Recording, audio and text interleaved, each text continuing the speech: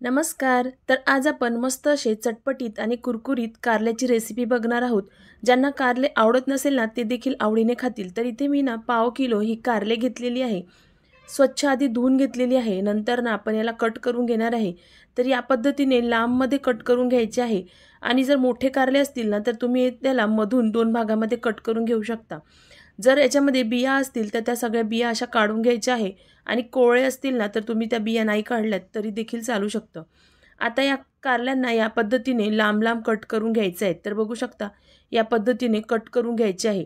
सगळी कारली मी या पद्धतीनेच कट करून घेणार आहे. तर आता ही सगळी कारली ना मी अशी लांब-लांब कट करून घेतलेली आहे. आता ही सगळी कारली आपण एका प्लेटमध्ये टाकून घेऊयात. आता याच्यावर थोडंसं मीठ टाकून घ्यायचं आहे. तर मी ते अर्धा चमचा मीठ टाकून घेते. आणि आता हे मीठ टाकल्यानंतर ना हे सगळं हाताने मिक्स करून घ्यायचं, म्हणजे मीठ आहे ना ते सगळ्या कारल्याला लागेल. तर इथे बघू शकता या पद्धतीने हाताने चांगलं असं मिक्स करून घ्यायचं आहे. मीठ लावल्यामुळे कारल्याचा थोडा कडूपणा आहे ना तो कमी होतो. तर सगळं असं मीठ लावून झालं. आता इथे 10 ते 15 मिनटं ही कारली अशी सोडून द्यायची. 10 ते 15 मिनटं झाल्यानंतर कारली बघा अशी सॉफ्ट झालेली आहे. आणि आता याच्यामध्ये जे पाणी आहे ना ते सगळं असं दाबून काढून घ्यायचं, म्हणजे सगळा याचा कडूपणा आहे ना तो सगळं निघून जाईल. तर मी सगळी कारले ना याच पद्धतीने दाबून असं सगळं पाणी आहे ना काढून घेतलेलं आहे. तर इथे बघू शकता असं दाबल्यानं तर हे सगळं पाणी असं निघून जातं, म्हणजे अजिबात आपली कारली आहे ना ते कडू होत नाही. तर आता हे पाणी आहे ना ते आपण फेकून देणार आहे. त्याच प्लेटमध्ये आपण ही कारले टाकून घेऊ. आता बघू शकता मस्त असे हे ड्राय झालेले आहे, असं म्हणजे याच्यामध्ये मॉइश्चर नाही आहे, त्याच्यामुळे आपल्याला मस्त अशी आपली ना कारली कुरकुरीत होतात. तर आता इथे लाल तिखट टाकून घ्यायचं, हळद पावडर, धने जिरे पावडर टाकून घ्यायचं, सोबतच थोडासा गरम मसाला आहे ना तो टाकून घेतलेला आहे. आणि इथे कारले अगदी चटपटीत होण्यासाठी चाट मसाला टाकून घेतला. थोडासा चाट मसाला अजून टाकून घ्यायचा, थोडासा माझा कमी झाला होता म्हणून अजून टाकून घेतला आहे. तर आता याच्यामध्ये मीठ मी इथे टाकलेलं नाही आहे, पण हे सगळे मसाले मिक्स करून नंतर मी थोडंसं बघणार आहे. जर वाटलं ना तर मीठ टाकून घ्यायचं. तर हाताने असं सगळे मसाले ना ते याला लावून घ्यायचे. तर इथे बघू शकता सगळे मसाले हाताने लावून घेतलेले आहे.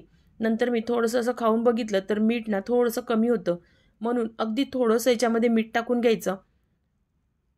आता याला ना मस्त असं कुरकुरीत बनवण्यासाठी मी इथे 1 ते 1.5 चमचा कॉर्नफ्लॉर घेतलेला आहे. कॉर्नफ्लॉर नसेल तर तुम्ही तांदळाचं पीठ देखील वापरू शकता. आणि 1 चमचा भरून बेसन पीठ टाकून घेतलं. आता हे ना हाताने चांगलं असं मिक्स करून घ्यायचं, म्हणजे सगळे ना हे कारल्याला कोटिंग अशी चढली पाहिजे. तर इथे हे मी चांगलं असं मिक्स करून घेते. तर इथे बघू शकता हाताने असं मिक्स करून घेतल्यानंतर थोड्या वेळातच मस्त असं याच्यावर कोटिंग चढलेलं आहे.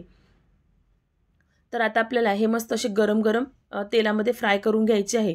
तर इथे बघू शकता मस्त हे कोट झालेले आहे. तर आता दुसरीकडे मी तेल देखील गरम करून घेतलेलं आहे आणि याच्यामध्ये ही कारले ना या पद्धतीने सोडून घ्यायची. तर आता इथे बघू शकता असे वरती ना जास्त बबल्स दिसतात, तोपर्यंत आपण त्याला हलवायचं नाही. जसे बबल कमी होणार ना तसं मग आपण याला पलटवून घेणार आहे. तर आता इथे बघू शकता हलके-हलके बबल कमी झाले आणि मस्त अशी कुरकुरीत आपली ही कारली तयार झालेली आहे. तर इथे बघू शकता मस्त अशी कुरकुरीत हे कारली तयार होतात. एकदा ना या पद्धतीने नक्कीच ट्राय करून बघा. अगदी आपण 5 मिनिटं ही कारली ना 5 मिनिटात अगदी फ्राय होतात.